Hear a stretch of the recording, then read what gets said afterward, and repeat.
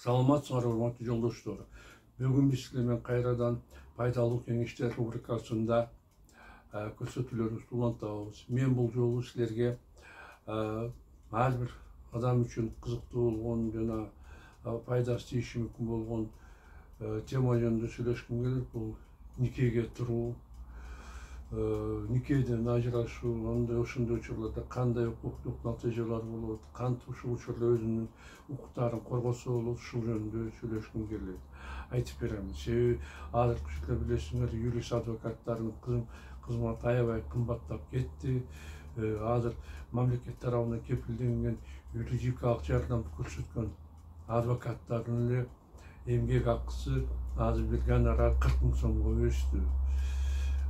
Расмий түрдө эле. Ал эми жеке адвокаттар болсо мындан да көбүрөөк акча алышат.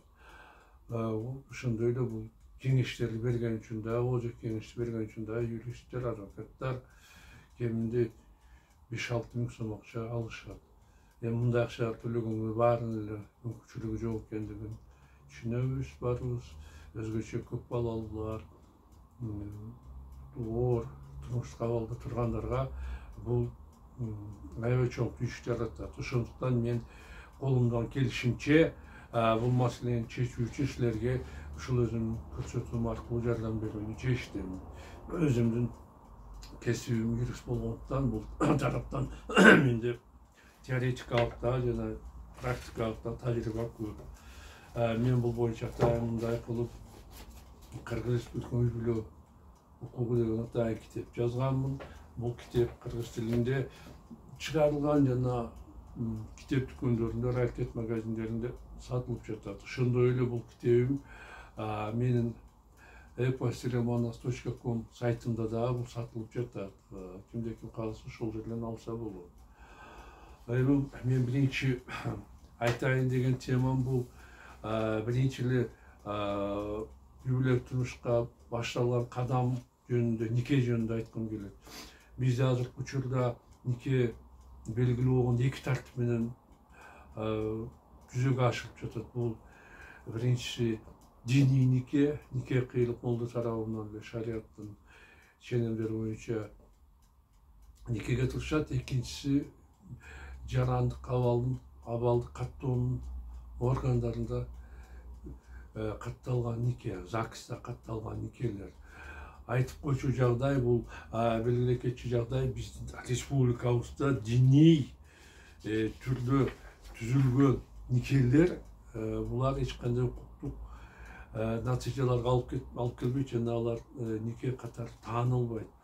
Биздин республиканын үй бүлө кодексинин 2-берген талаптарына ылайык нике бул үй бүлө күтүү максатында түзүлгөн, жубайлардын ортосунда мүлктүк жана мүлктүк эмес мамилелерди жарата турган, мыйзамда белгиленген тартипте тараптардын эркин жана толук макулдугу менен эркек жана аялдын ортосундагы тең укуктуу баш кошуу. Башкача айтканда, мындай мамилелер сөзсүз түрдө ЗАГС органдарында катталган учурда гана мындай никелер мамлекет тарабынан таанылат. Бул эмне үчүн зар? Себеби мына никеде ЗАГСта тургандар гана баласы төрөлсө ага жөлөк пулдарды ала алышат, ага метрика берилет, мамлекет тарабынан корголот, медициналык мекемелерге барып катталат, акысыз таарылат. Ушуга окшогон толгон топой кепилдиктер, жеңилдиктер каралган. Эгерде баланын ата-энесинин никеги жок болсо, мындай жөлөк пулдарды алуу мүмкүн эмес. Ошондуктан биздин никеге туруп жаткан жаштарыбыз, көбүнчө аялдар бул жагдайды эске алып, сөзсүз түрдө ЗАГС органдарынан никеден өткөнгө аракет кылуусу керек. Бул алардын өзүнүн кызыкчылыгында эле болот. Эми никеге туруу үчүн белгилүү зарыл жагдайлар бар. Жөндөн тура берсе да болбойт. Бул боюнча үй бүлө кодексинин 13-кодексинде 13-беренесинде айтылган. Никеге туруу үчүн никеге туруп жаткан эркек менен аялдын ыктыяры өз ара макулдугу болуп керек. Экинчиси алардын нике курагына жетиши. бұл мындай бұл жердегі 13-ші беренедегі ең негізгі жолы бұл неке еркек менен аялдын ортосундағы ыктыярды өзара макулдук деп эсептелип жатат. То есть еркек менен аялдын бизде башка мамлекеттердеги өзгөчө Батыш Европа, Америкадагыдай бир жыныстуу никеге бизде жол берилбейт. Жана гомосексуал жубайларды барпайбызбы? Эркек менен эркек, аял менен аял. Бизде андай никелерге жол берилбейт. Эгерде алар башка жактан никеге туруп келсе деле, баары бир биздин республиканын мыйзамы боюнча бул жерге келгенде мындай нике таанылбайт. Анын никеге негизинде ал эч кандай бул жерде айкын укук милдеттерге ээ болушпайт. Ушуну белгилеп, бул жобо биздин конституцияда дагы бекемделген. Ал жерде нике бул эркек менен аялдын ыктыярдуу өзара макулдугу деп айтылган. Экинчи жагдай, бул никеге турганга эч кимди мажбурлаганга, зорлуктаганга укугу жок. Эгерде аны кызды өзгөчө никеге турган мажбурласа, зорлуктаса, мындай аракеттер тиешелүү түрдө кылмыш жаза кодекси боюнча жазаланат. Ушу кызды никелик мамилеге турууга мажбурлоо деген атайын беренелер ошончо жооп берип калышат. Экинчи жагдай бул никеге туруш, нике курагына жетүү учуру. Биздин мыйзамда бул нике курагы 18 жашта эсептелет. Эки тарап тең, эркек дагы аял да 18-ге чыкканда гана буларга никеге турганга уруксат берилет. Бирок ошол эле учурда 14-чи берененин 2-чи пунктуна ылайык, эгерде жүйөлүү себептер болсо, мындай нике курагы 1 жылга чейин төмөндөтүлүшү мүмкүн, 17 жашка чейин төмөндөтүлүшү мүмкүн. Бул эми кандай жагдайлар, мисалы үчүн жубайы кош бойлуу болуп калса, же болбосо булардын жубайлардын иш жүзүндө никеде турган никелик мамилелерде, никелик мамилелерде турган эки кишини, аял менен эркектин ортосунда жалпы баланын болушу, балалуу болуп калышы,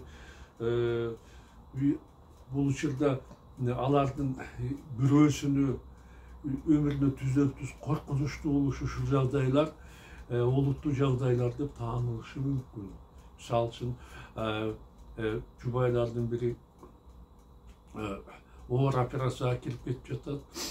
Бул учурда ал тирүү балабы жокпу, барсак күнөө болгондо ушул учурда экинчи тараптын өзгөчө ушу аялдын баланын укуктарын коргоо үчүн никеге турганга бул жергиликтүү башкаруу органдарынын аткаруучу, тескерүүчү органдары, ушул атайын комиссиялар бар. Ошолор бул жаш курагын төмөндөткөнгө уруксат берүүсү мүмкүн. Же мунун баарын дагы айтылып айтам, ушу негизинен баланын туулган же туулушу күтүлүп жаткан баланын укуктарын коргоо үчүн жасалат. Мен айткандай, эгерде алар ата-эне никеде турбаса, балага жөлөк пул, башка акчалар мамлекет тарабынан каралган артыкча жеңилдиктер берилбейт. Ошончо сөзсүз түрдө бул никени алыш керек болуп калат. Ошондо бул тиешелүү түрдө бул жаш курагын төмөндөткөнгө уруксат берилген. Эми дагы биздин үй-бүлө кодекси никеге туруп жаткандардын баарын эле, каалагандардын баардыгына эле буга никени каттоого уруксат бербейт. Бул жер бул учурда дагы айкын чектөөлөр бар. Бул чектөөлөр жөнүндө үй-бүлө кодексинин 5-чи беренесинде айтылган. Ал боюнча адамдардын бирөөсү эле башка адам менен катталган никеде турса, ЗАГСы бар болсо, уруксат берилбейт никеге турганда. Жакын туугандардын арасында уруксат берилбейт никеге турганга. Асырап алуучулар менен асырап алынгандарга уруксат берилбейт. Ошондуктан психикалык оорулардын айынан сот тарабынан аракетке жөндөмсүз табылган адамдар менен да никеге турганга уруксат жок. Бул жерде демек bunun биринчисин талдай турган болсо, адамдар бирөөсүндө башка адам менен катталган нике туруусу биздин мыйзамдуулук боюнча, үй-бүлө кодекси боюнча эки никеде дароо катталган нике турууга уруксат берилбейт. Бул учурда мындай никеде турган адам сөзсүз түрдө өзүнүн мурдакы никесин кыйып келип, андан кийин гана бул никеге турууга акылуу. Эгерде бул никеге туруп алса, анда мындай көбүнчө эркектер эки жагынан ашык аял алды деп тиешелүү түрдө кылмыш жаза жоопкерчилигине тартылуусу мүмкүн. Ал эми жакын туугандар арасында никеге жол берилбеш деген бул эми мыйзам берүүчү адамдардын мына канын бузулбаш үчүн, балдары жакшы кадыреси балдар болуп төрөлүш үчүн жасалган нерсе. Себеби медиктердин айтуусу боюнча өзүбүз деле көрүп жатабыз, жакын туугандардын арасындагы никелерден жакшы ден балдардын төрөлүшү кыйын.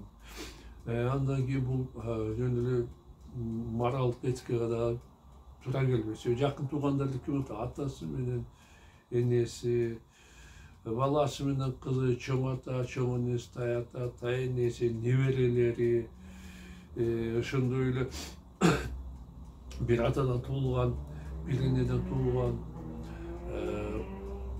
эркек жана кыз бир туугандар, булардын баарынын ортосунда асырап алгандар менен асырап алуучулар, булардын ортосунда нике кыюуга жол берилбейт.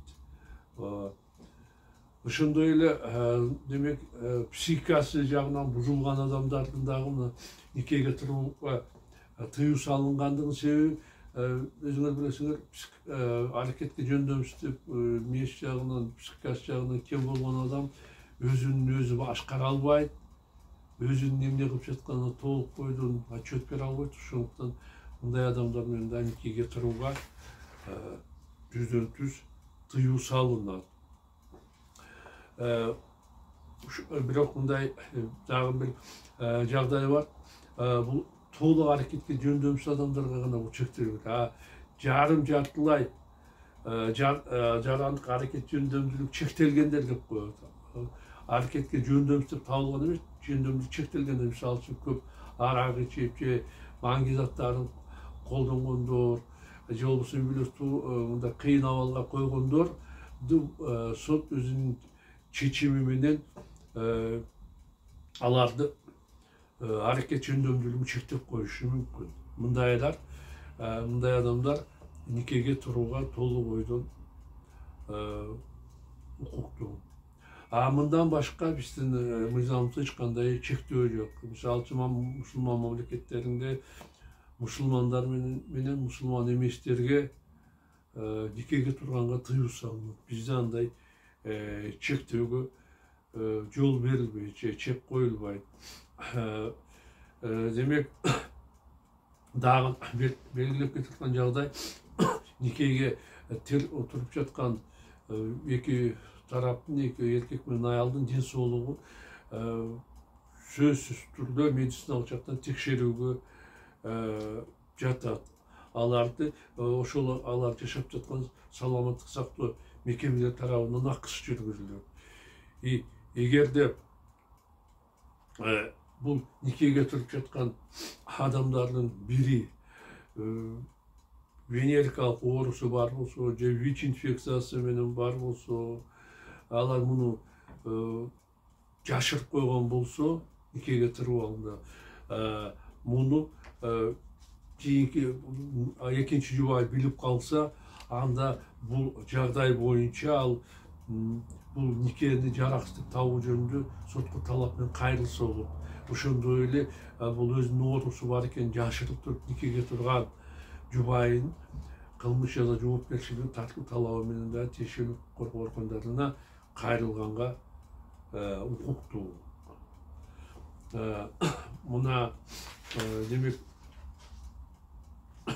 мен силерге бул нике жөнүндө алдын ала кандай булардын чектөөлөрү бар, ошол жөнүндө айтып бердим. Эми кийинки көрсөтүүдө болсо мен силерге бул никеге турган адамдар кантип никесин бузса болот, кантип бул учурда алименттерди талап кылса болот, кантип өзүнүн мүлктүк укуктарын коргосо болот, кантип өзүн өзү алдатпай толук кандуу өзүнө бар тиешелүү нерселерди, буюмдарды алышы мүмкүн. Ушул жөнүндө мен силерге кийинки көрсөтүүдө айтып берем. Ушуну менен мен өзүмдүн көрсөтүүмдү аяктайм. Кайрадан жолугушканча саламатта калыңар.